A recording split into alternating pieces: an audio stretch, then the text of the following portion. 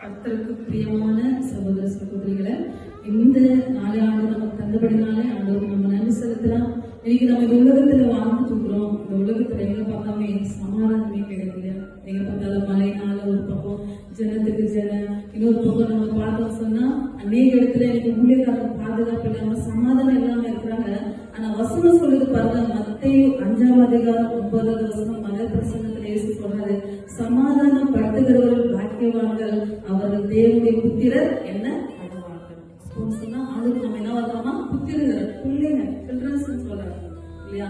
இந்த நாளை கூட நம்ம ஆளுக்கு ஒப்பு கொடுத்து நம்ம ஜெபிக்கலாம். அன்றைய உலகத்துல சமாதானம் இல்லாம இருக்கிறாங்கப்பா, ஆனாலும் கர்த்தர் எங்களுக்கு சமாதானத்திற்கு ஒவ்வொரு நாளும் காலை தோறும் ஒரு கிருபை எங்களுக்கு புதிதாக இருக்கிறதுனால உங்களுக்கு நாங்க நன்றி செலுத்துற ஆளுரைன்னு சொல்லி ஒவ்வொரு நாளும் அதிகாலையில ஜெபிக்கலாம். கர்த்தர் நம்ம அந்த நாள் முழுவதும் சமாதானமா நடத்துகிற தேவனாகிறதுனால ஆளுக்கு நன்றி செலுத்தலாம். God bless you. ஆமென்.